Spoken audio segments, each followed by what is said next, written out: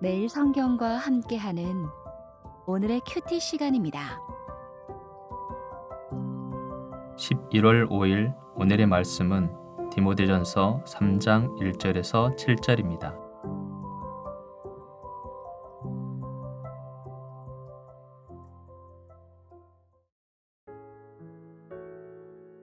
미쁘다 이 말이요 곧 사람이 감독의 직분을 얻으려 함은 선한 일을 사모하는 것이라 함이로다.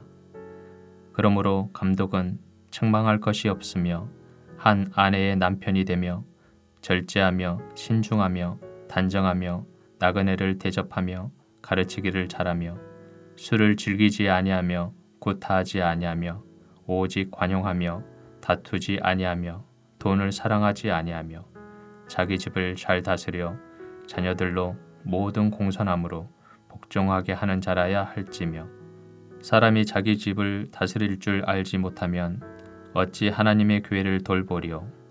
새로 입교한 자도 말지니 교만하여져서 마귀를 정죄하는 그 정죄에 빠질까 하며 또한 외인에게서도 선한 증거를 얻은 자라야 할지니 비방과 마귀의 올무에 빠질까 염려하라.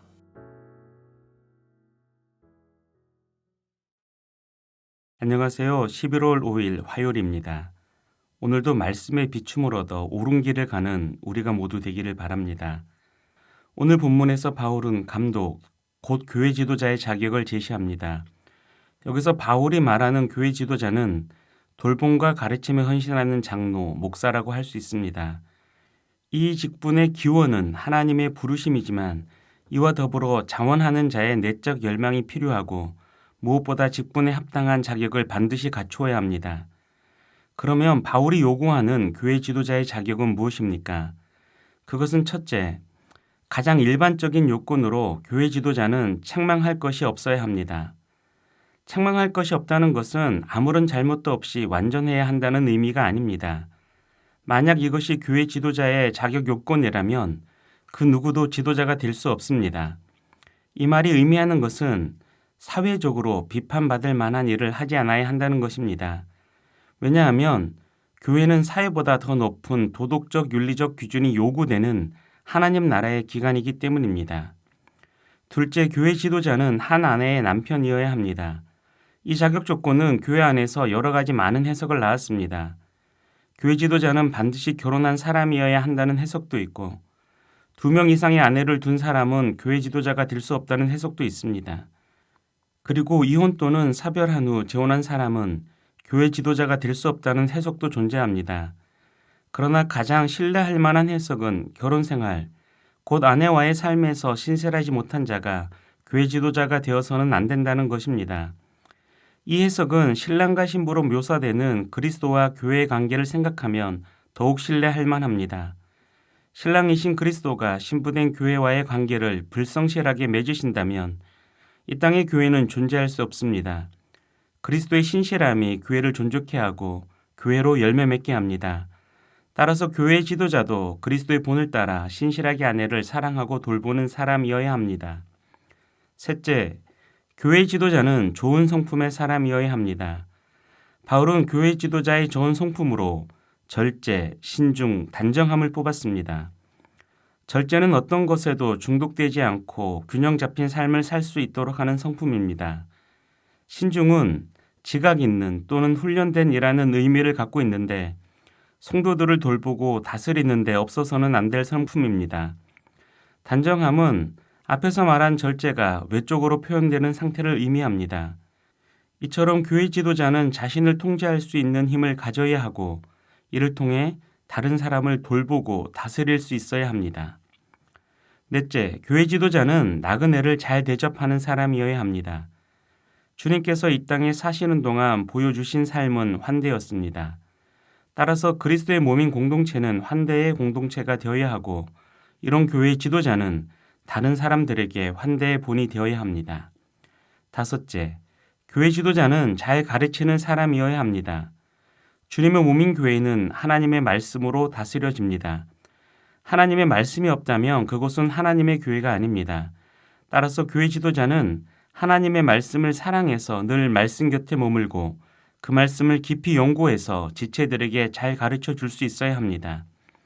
여섯째, 교회 지도자는 세상을 본받지 않는 사람이어야 합니다. 3절에서 바울이 언급한 술, 폭력, 다툼, 돈을 사랑함은 저작거리에서 흔히 볼 수 있는 풍경입니다.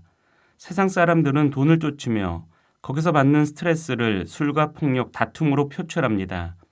이 중 어느 것 하나 교회 지도자의 모습과 어울리는 것은 없습니다.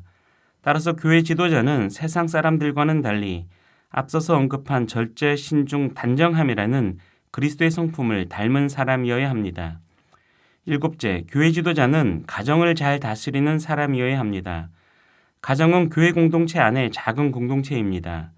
따라서 가정을 잘 다스리는 사람만이 교회도 잘 다스릴 수 있습니다. 여덟째, 교회 지도자는 영적으로 성숙한 사람이어야 합니다. 바울이 말하는 영적인 성숙은 교만하지 않는 것, 곧 겸손입니다. 사실 겸손은 지도자가 가지기 어려운 성품입니다. 특히 가르치는 위치에 있는 지도자는 자신과 사람들을 비교해서 우월감을 가지기 쉽습니다. 따라서 교회 지도자는 오랜 시간을 두고 자신의 교만과 씨름하고 은혜의 절대적 무게를 경험함으로 겸손을 몸에 익힌 사람이어야 합니다.